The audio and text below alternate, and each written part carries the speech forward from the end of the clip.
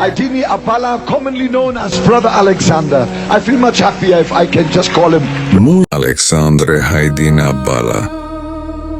Dans l'histoire récente du réveil en Afrique centrale, peu de noms résonnent avec autant de puissance et de mystère que celui de l'apôtre. Alexandre Haydini Abbala, entre les frontières de l'Ouganda et du Congo, dans une région encore marquée par la simplicité des villages et la profondeur des traditions, naquit en 1927, un enfant destiné à devenir l'un des plus grands instruments de réveil spirituel de son époque. Rien dans ses débuts ne laissait présager qu'il deviendrait un témoin vivant. Des miracles bibliques, résurrection, guérison instantanée, conversion massive. Sa jeunesse fut même marquée par la rébellion. Refusant un christianisme sans puissance, il tourna le dos aux prêtres catholiques qui, selon lui, prêchaient des messages déconnectés de la manifestation tangible de Dieu. Cette soif, ou plutôt cette insatisfaction brûlante, le conduisit loin de son pays natal, jusqu'au Kenya où il se fait boxeur menant une vie rugueuse et sans foi.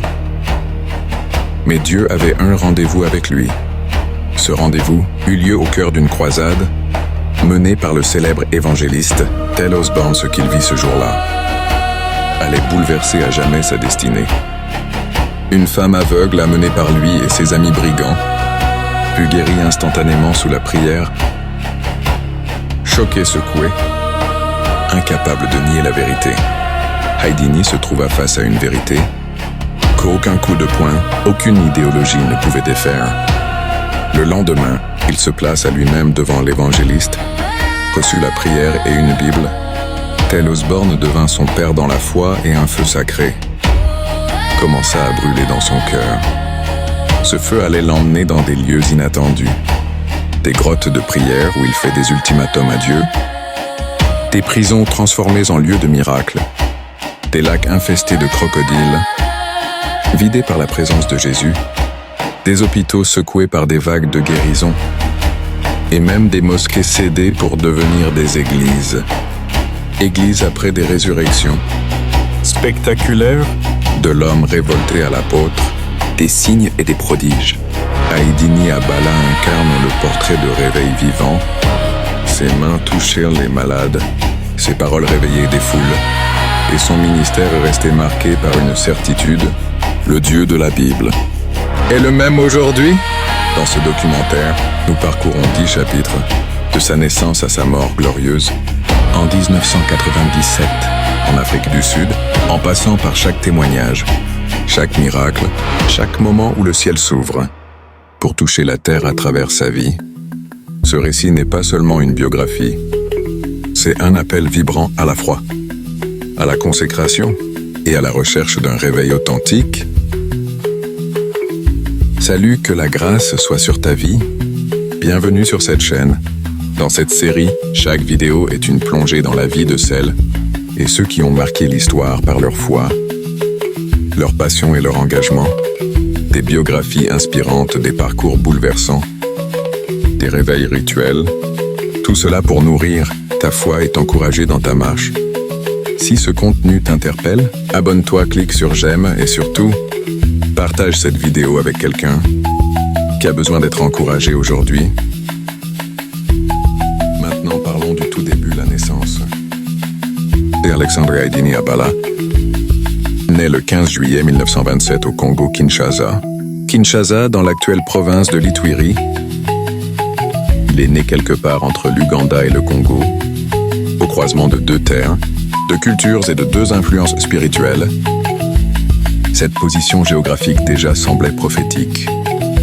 Sa vie entière allait être un passerelle entre les nations, un lieu de passage où le ciel rencontrerait la terre.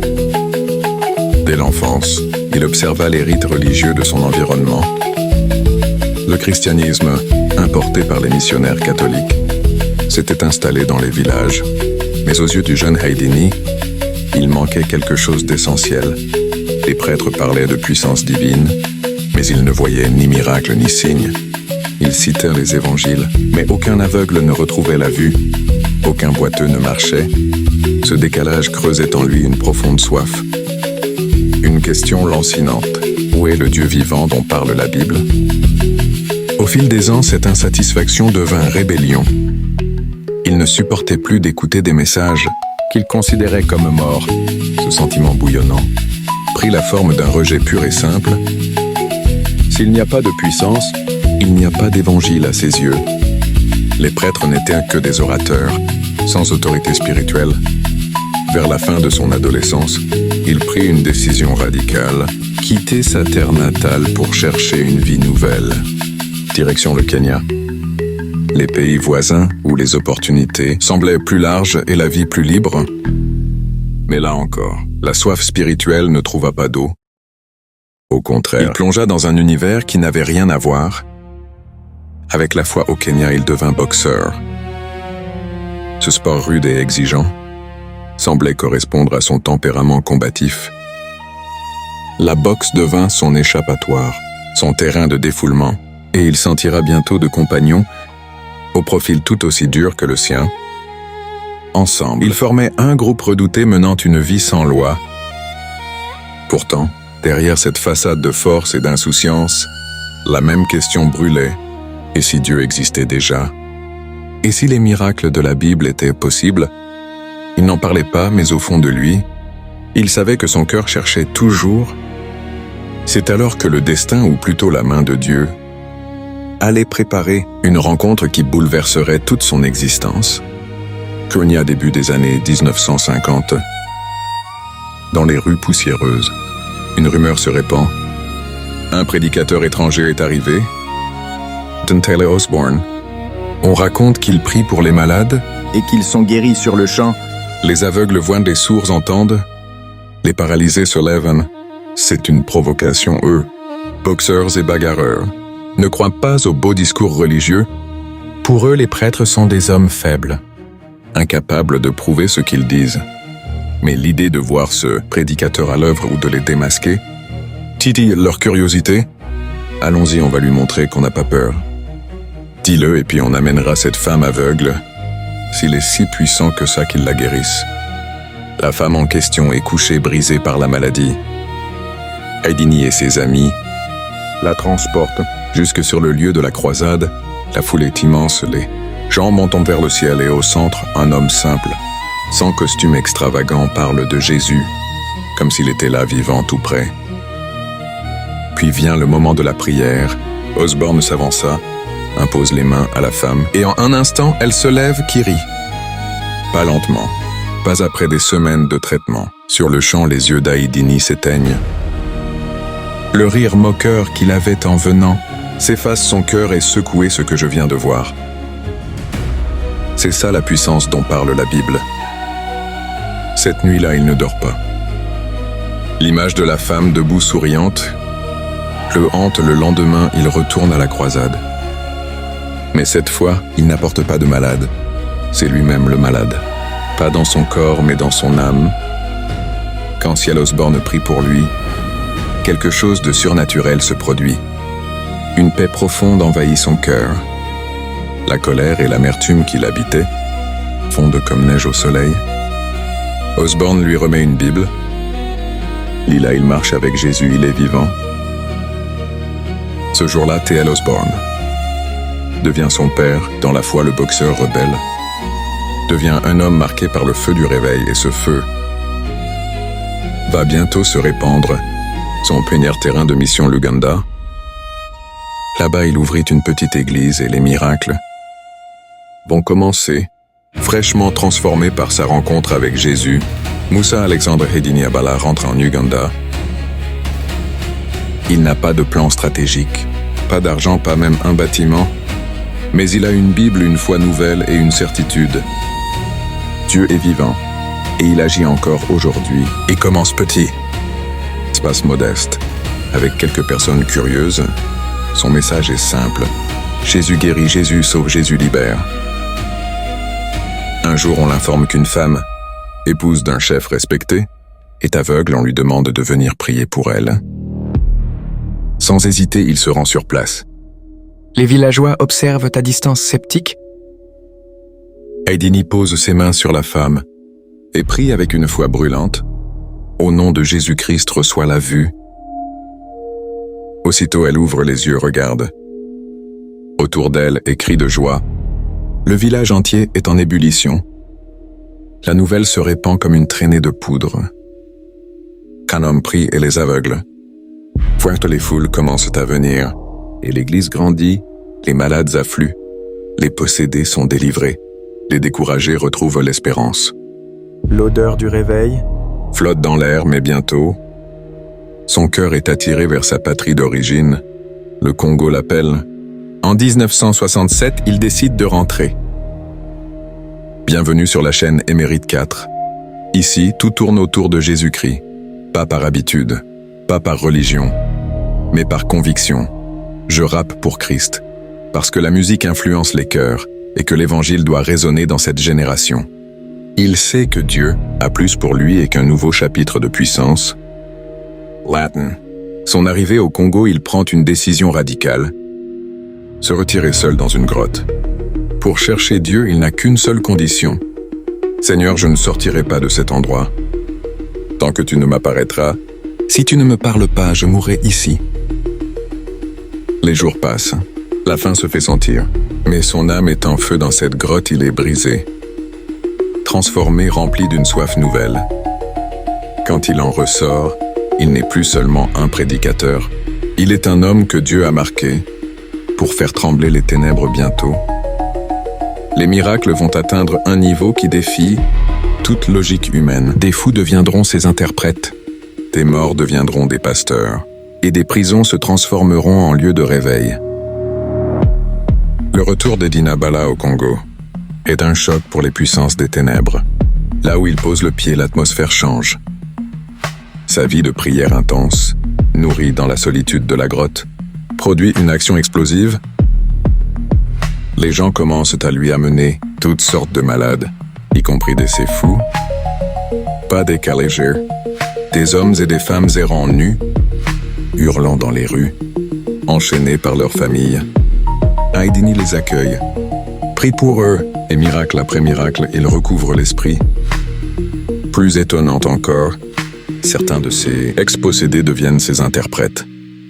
Lors de campagnes d'évangélisation, ce que le diable avait voulu détruire, Dieu l'utilise maintenant pour traduire sa parole, puis ils viennent les morts.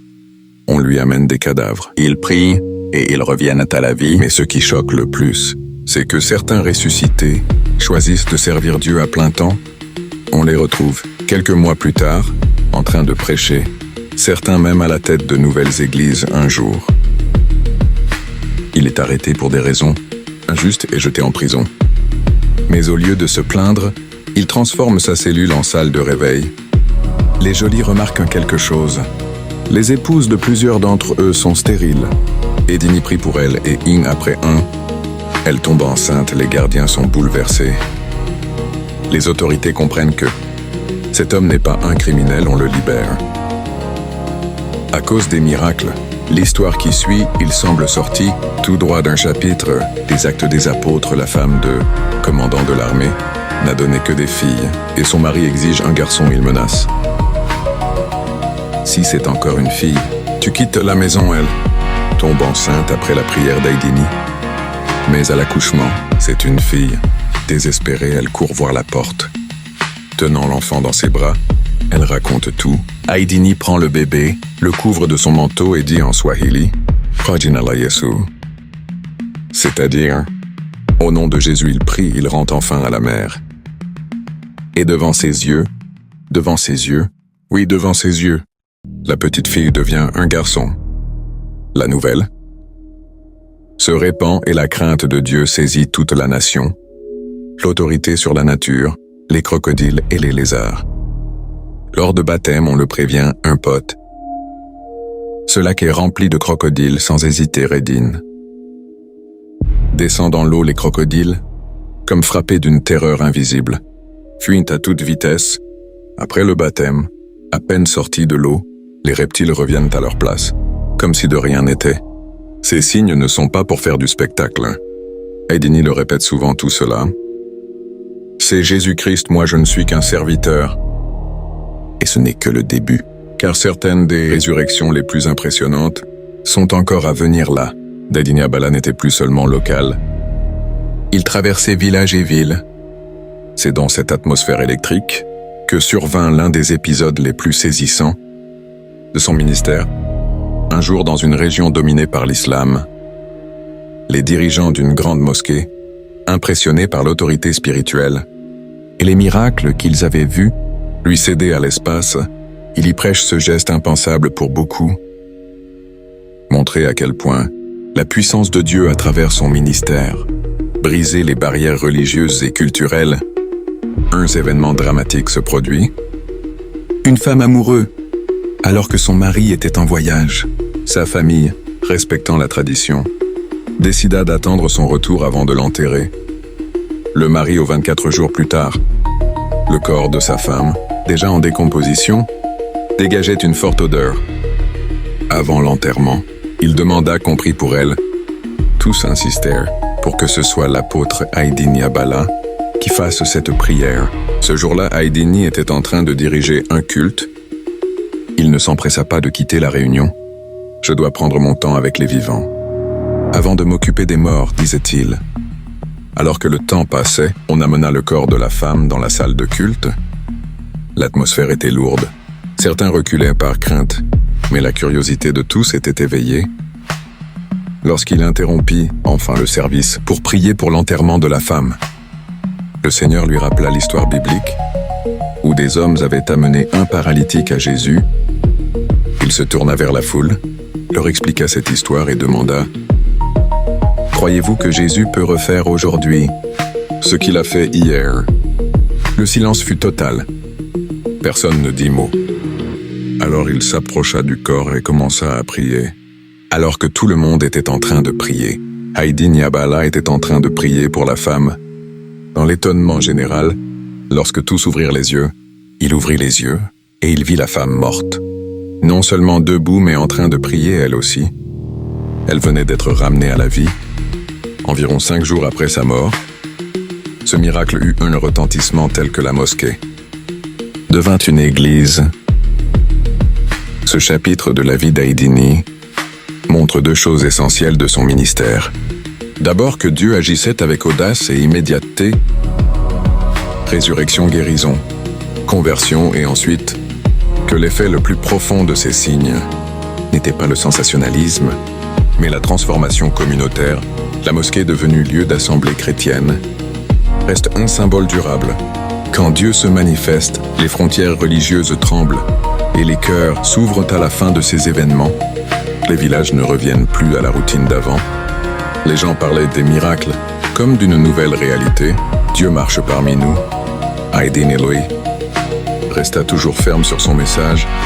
La puissance n'était pas pour glorifier un homme, mais pour confirmer que Jésus est vivant et qu'un réveil authentique peut redresser les nations. Jésus-Christ est le même hier, aujourd'hui et éternellement.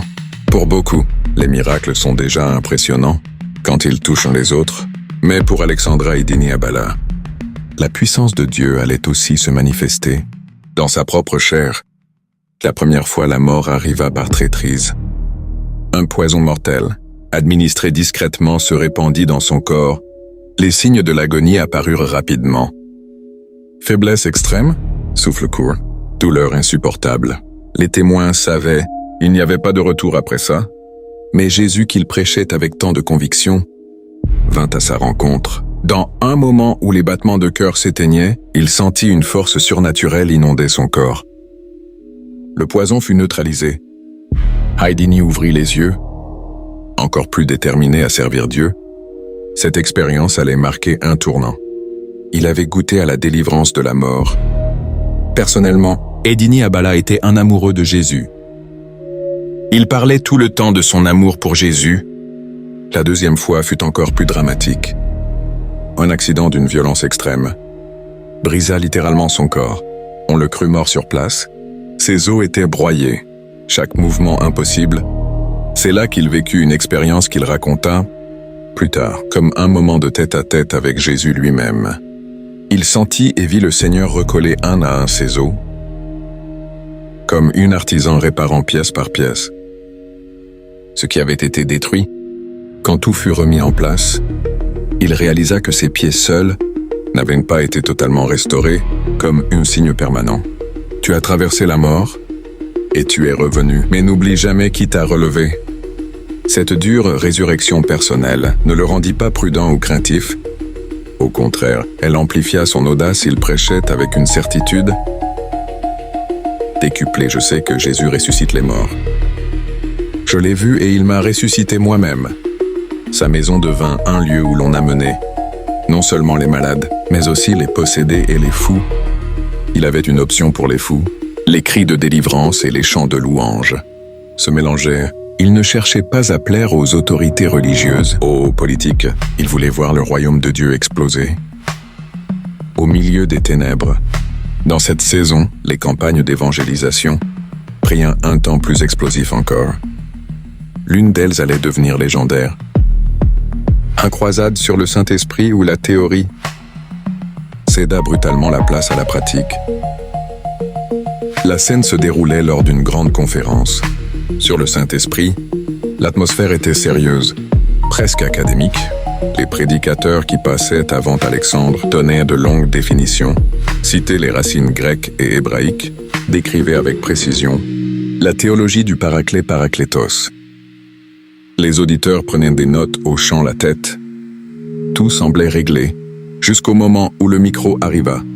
Entre les mains de l'homme de feu, il prit le micro, observa la foule et dit simplement « Pour les autres, c'était le temps de la théorie. Maintenant vient le temps de la pratique. » Pas de discours, pas d'explication linguistique. Dès qu'il prononça ces mots, le podium commença à trembler. Comme si un vague invisible traversait la salle, il balait à la foule du regard et vit 27 personnes paralysées. Dispersées dans l'assemblée, amenez-les devant. On obéit les fauteuils roulants. Les béquilles, les brancards forment une ligne d'attente inhabituelle. Au pied de l'estrade, le silence tomba, l'eau est chargée d'attente.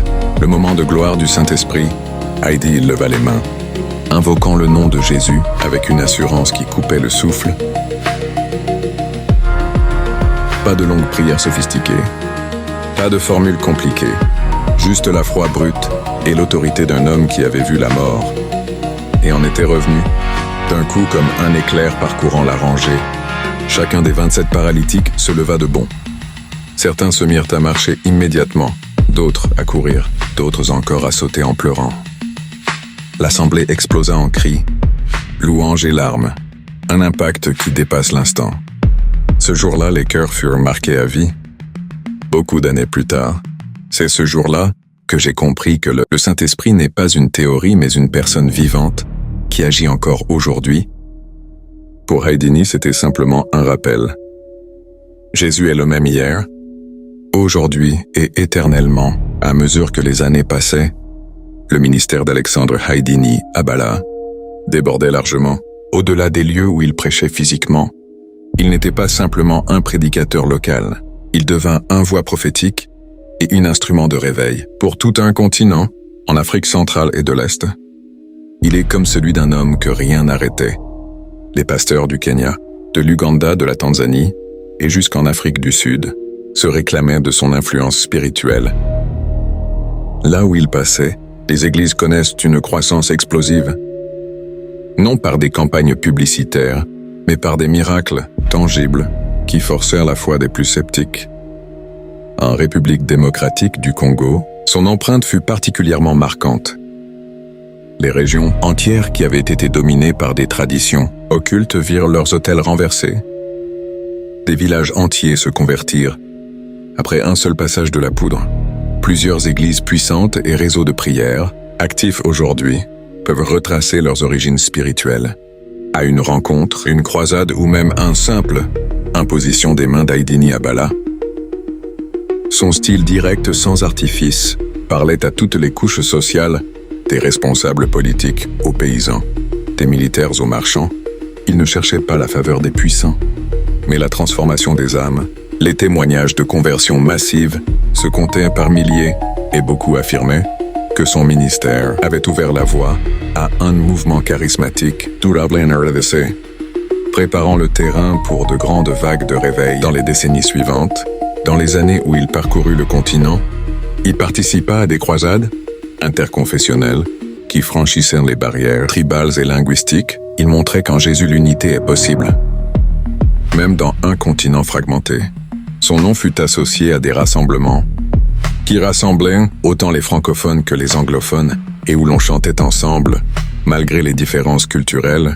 Ce héritage d'Haïdini Abala n'est pas seulement les souvenirs ou les récits miraculeux.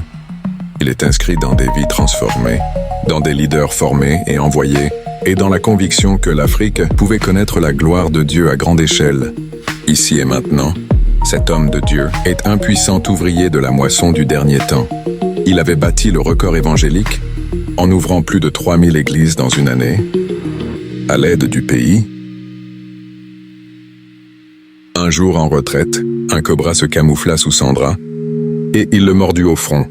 Alors Haïdini cria et saisit ce serpent, puis le tue. Tous avaient peur, proposant à Haïdini d'aller vite chercher l'hôpital.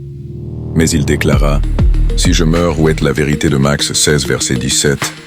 Et rien de mal ne lui est arrivé. Il arriva au plateau de Badke Congo-Kinshasa. On lui refusa de bâtir une église, sauf s'il accepte qu'on lui prépare des lézards mortels. Il accepta et mangea les lézards. Ce fut un des plus grands miracles. L'histoire de l'apôtre Moussa Alexandre Haïdini Abala touche à sa dernière page, mais pas à la fin. Car pour un homme qui a marché avec Dieu d'une manière aussi radicale, la mort n'est qu'un passage vers une gloire plus éclatante encore. Ce jour-là, il se trouvait en Afrique du Sud dans un hôpital. Les couloirs portaient encore les échos de ses prières et de ses enseignements. Mais ce qui allait se passer dépassait toute logique humaine. Avant même de rendre son dernier souffle, une vague de puissance traversa l'hôpital. Les malades se levaient de leur lit totalement guéris et des morts couchés dans des chambres froides revenaient à la vie. Les médecins et les infirmiers ne comprenaient pas, mais les croyants savaient. Jésus venait accueillir son serviteur et marquer son départ par des signes irréfutables. En République démocratique du Congo, la nouvelle file était faite d'un coup de tonnerre. Son corps fut ramené et exposé au jardin botanique où des fouleurs l'honoraient, ce qui aurait peut-être un moment de deuil se transforma en un autre chapitre de miracle. Un paralytique, s'approchant du cercueil, toucha simplement l'extrémité du bois. Instantanément, ses jambes prirent force, et il marcha sous les crises et les larmes de la foule. Même dans la mort, le manteau d'onction, de la poudre semblait couler encore.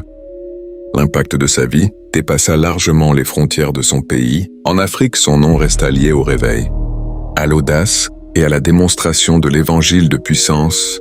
Les pasteurs formés par lui, ou inspirés par son ministère, se levèrent dans plusieurs nations, Ouganda, Kenya, Afrique du Sud, Angola, Congo, Brazza et jusque dans certaines régions francophones d'Afrique de l'Ouest. Là où il passait, il laissait des églises vivantes, les croyances affirmées et un témoignage de miracle, tangible en air des Congos. Il fut un catalyseur d'un réveil et sortit l'Église de la simple tradition religieuse pour l'amener vers la manifestation concrète du Saint-Esprit. Les communautés entières changèrent de culture spirituelle. On ne se contentait plus de chanter et d'écouter des serments, on s'attendait à voir la puissance de Dieu. Chaque fois que l'on se réunissait, les témoignages de ces campagnes deviennent des histoires que les pasteurs transmettaient, comme des torches aux nouvelles générations. Le jour de ses funérailles, des milliers se rassemblèrent, certains venant de très loin, non pas seulement pour dire adieu, mais pour recevoir une portion de l'héritage spirituel qu'il laissait, des chants, des cris, des proclamations célestes. Le réveil ne meurt pas. Son nom inscrit dans le cœur de ceux qui l'avaient vu ou entendu devient synonyme d'une foi inébranlable qui ose défier la maladie, la mort et même l'incrédulité religieuse. Ici s'acheva sur cette terre le ministère de l'apôtre Alexandre Haïdini Abala. Mais son histoire, racontée de bouche à oreille, continue d'enflammer les cœurs. Et dans chaque réunion où l'on prie avec audace, dans chaque église où l'on attend un miracle, dans chaque vie transformée par le feu du réveil, son empreinte demeure. Un homme de Dieu peut partir, mais le feu qu'il a allumé peut embraser des générations entières. Chère génération, cette vie doit nous parler. Ceux qui donnent la vie, ce sont aussi ceux qui donnent une direction. Les pères, les pasteurs, ne sont pas parfaits, mais ils portent un poids que beaucoup ne voient pas, celui de veiller sur les âmes, de corriger avec amour, et de rester debout même quand eux-mêmes sont fatigués. Fait Paco, Nzambe Malamu, Dieu est bon, en Lingala. Ezi, une église pentecôtise fondée en 1957 à Kinshasa par Alexandre Ayidini Abala, 1927-1997, surnommé Père du réveil évangélique en RDC. Après sa mort, sa femme Ambiko puis ses enfants ont dirigé le Sœuvre. Aujourd'hui, Erego Ayidini Abala en est le leader, avec mission, construction de temples et projets sociaux en Afrique. Chers amis, chers concitoyens des saints, merci d'avoir pris le temps de découvrir cette histoire puissante de foi, d'obéissance et de réveil spirituel à travers cette vie. Si cette vidéo vous a touché, si elle vous a inspiré ou enseigné quelque chose de précieux, je vous invite à cliquer sur j'aime. Cela aide énormément la chaîne à grandir. Abonnez-vous dès maintenant pour ne rien manquer les prochaines vidéos sur les géants de la foi, les réveils spirituels et les messages qui transforment, et surtout partagez cette vidéo autour de vous, dans votre église, sur vos réseaux, avec vos amis, car plus que jamais, nous avons besoin de raviver la flamme du Saint-Esprit. Dans notre génération, merci de faire partie de cette aventure. Que Dieu vous bénisse abondamment et vous garde dans sa paix.